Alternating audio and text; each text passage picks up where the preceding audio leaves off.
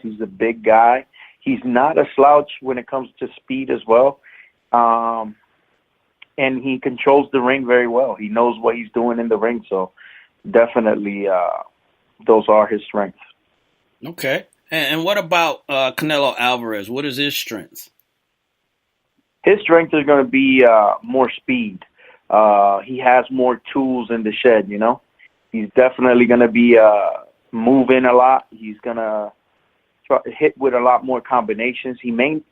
Now, you know, he's definitely moving up in weight, so, you know, we'll see how he takes the punishment in that weight class, but he did well in his previous fight, so I don't foresee a problem. But he has more tools. He's going to be the quicker guy. He has more things to do. He can move around. He could counter punch a lot better than Triple G. He definitely has some power, so he's not a slouch. Again, it's just going to come down to the game plan. Okay, and I talked about previously. We had a fight a few weeks ago, Floyd Mayweather and McGregor, yes, sir. And I built it up as the hype of the year, not actually the fight of the year, because I think everyone knew, you know, Floyd was more talented than Conor McGregor. But this I have deemed the actual fight of the year. Am I right or am I wrong? Is this the fight of the year? And if not, what was or who will be before the end of the year? When it comes down to boxing, yes, this is the fight of the year.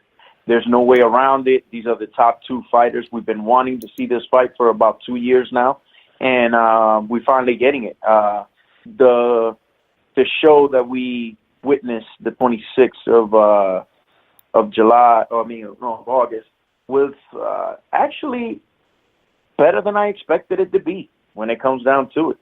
So, I mean, at least Conor McGregor came in there. He did his thing. He actually fought for 3 rounds that I didn't think Mayweather was gonna lose. So I definitely had him up in the first 3 rounds. So it was a good fight, entertaining. But when it comes down to actual boxing and what's gonna bring the boxing back, this is it. This is a fight that has all the promise in the world. 2 guys that are actually gonna go in there and duke it out. You know, they're gonna stand toe to toe and they're gonna go to work. You know, they're gonna have a good plan, and you know, this fight definitely could end in both guys ending hitting the ground at one point. So definitely the fight of the year in my book. Yeah, because Triple G is talking a little trash. You know, he's basically talking about he's going to finish Canelo and destroy him, basically, in so many words. Those are not exact words he said, but that's basically what he was getting, to. So with this, in your opinion, what does each fighter need to do to win this fight? What strategy or what, pitfalls they have to avoid, whatever it is? What do they have to do to win this fight? Triple G is going to have to definitely establish the jab and dictate the pace. At no given point you want to give Canelo an opportunity to dictate the pace. Canelo doesn't lose when he dictates the pace. So you definitely want to make sure you establish that jab. You move around. You can't just stand there in front of Canelo. He is going to be the quicker guy in there. So establish your jab, land that straight right, and control the tempo. That's Triple G. As far as Canelo, again, try to get on the inside. And then again, this comes down to, you got to put multiple punches together. You can't just come in there with one shot and try to get Triple G, a bigger guy, out of there. So you're gonna have to put a lot of combinations together. Get off of the ropes. Don't put your back on the ropes ever, and because then Triple G will just tee off, and you don't want him to do that. So counter punch is gonna be a big key. Canelo is the better counter puncher in this bout. So expect a lot of uppercuts, from Canelo, a lot of body shots from Canelo, and just punches and bunches, and I definitely see that could be his success in this fight. Ladies and gentlemen, you're listening to the Wait a Minute show with my fight analysis enthusiast, the Mad Barber, Wilfredo Alicia. And we're talking here Wednesday night, of course, on the Two Live Stews Network. And last thing I will ask you here, and actually this is a two-parter, to build off the last question. One, because I heard what you were saying about Canelo. Do you think Canelo has enough punching power to knock out Triple G?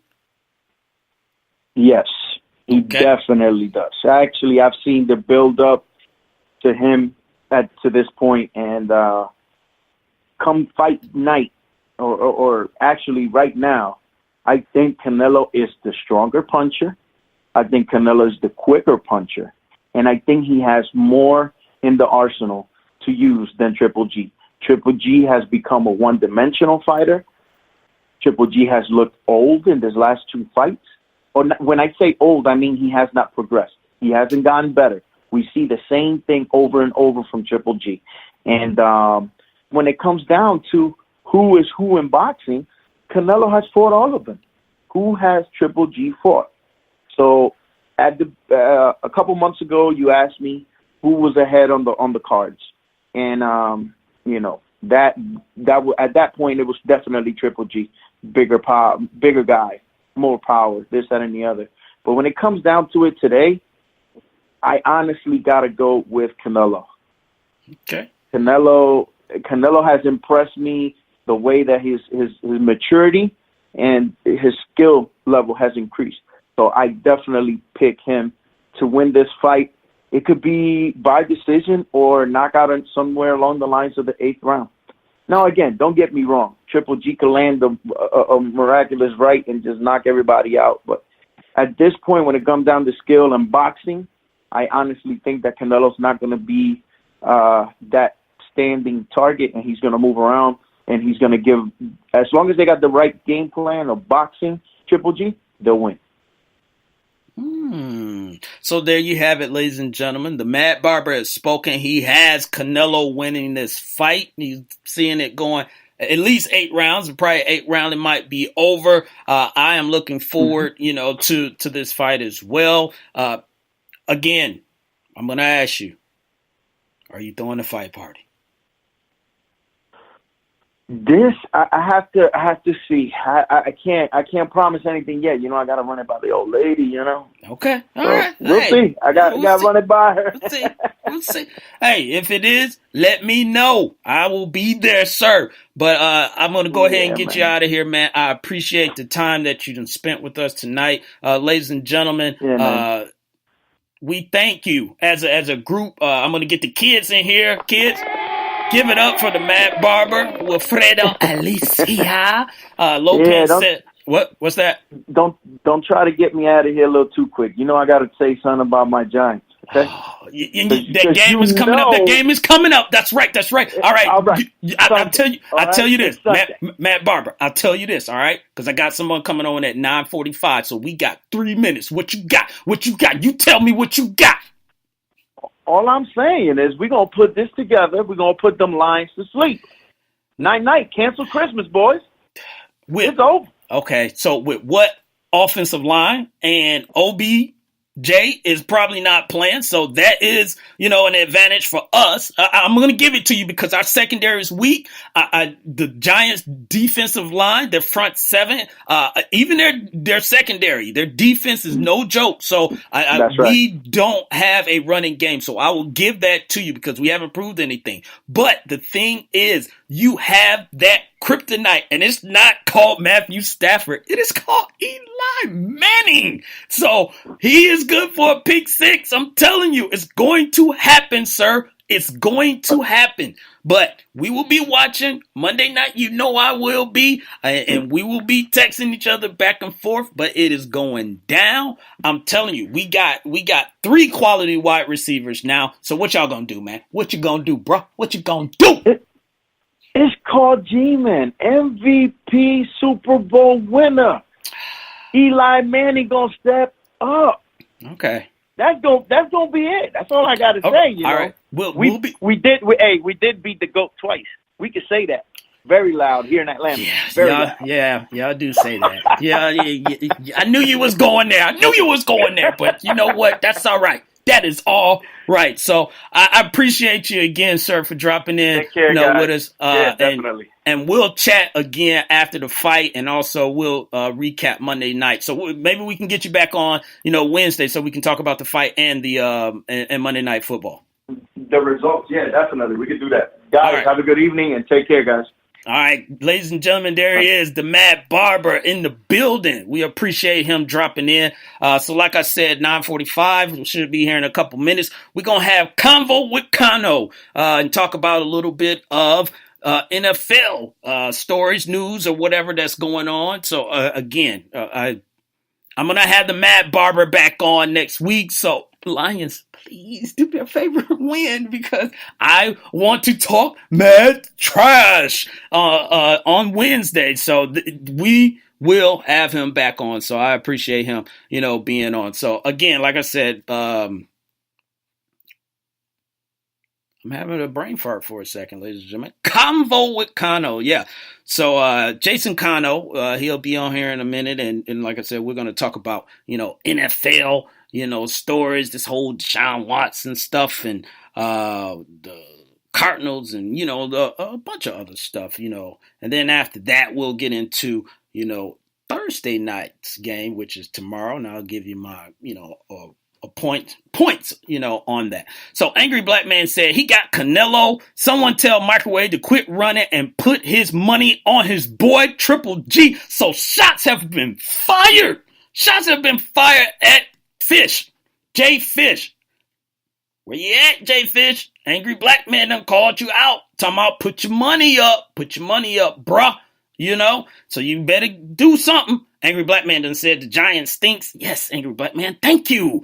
Be angrier. Yes, the Giant stinks.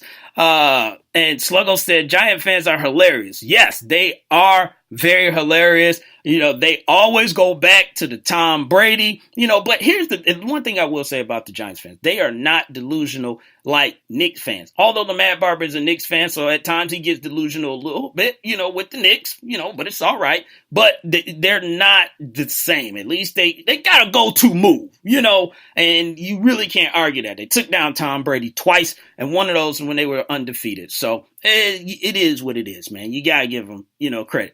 Sluggo says, laugh out loud, Angry Black Man. Microwave too busy placing bets against the Falcons. Wow. Angry Black Man also says, Sluggo, he was placing a lot of bets during his show today. So it looked like Jay Fish might be, running his mouth a little bit too much. We hope it don't backfire. Oh, and we got another call. That should be my man, Kano. Ladies and gentlemen, my next guest who has just joined us to do Convo with Kano is former sports writer for Bleacher Report, my man Jason Kano. How you doing tonight, sir? Good, man. How you doing? I am doing awesome and fantastic, sir. Thank you for joining us tonight. We'll appreciate the time that you're spending with us. Yeah, my pleasure. So we'll get into this talk real quick, Kano, and the one thing that I want to, and I'll tell you about, I had previous shows where I was doing divisional reviews and basically, putting out, where teams would finish the season in their division, first place, second place, and all this stuff. And I kind of said that the Dolphins would finish 11-5, and then I said, book it, So people have kept me to that. I'm trying to change that up. And even with the Bucks, I had the Bucks winning the NFC South, but I'm changing that up too. And the reason I'm changing that up is because the NFL changed it up a little bit. And because of Hurricane Irma, they changed their schedule. So now their bye both was in week 1. So they're going to play 16 games straight. So my question to you is that will their season be impacted by playing 16 straight football games? I don't think there's any question that it's going to affect both the Bucs seasons and the Dolphins seasons. There's no way to get around that. There's a reason why buys exist and why the NFL has buys built into the schedule and why teams prefer later buys rather than, say, those early Week 5 buys. Because, 17 weeks. That's a long season. That's a long time to be putting that kind of wear and tear on a body. And now you have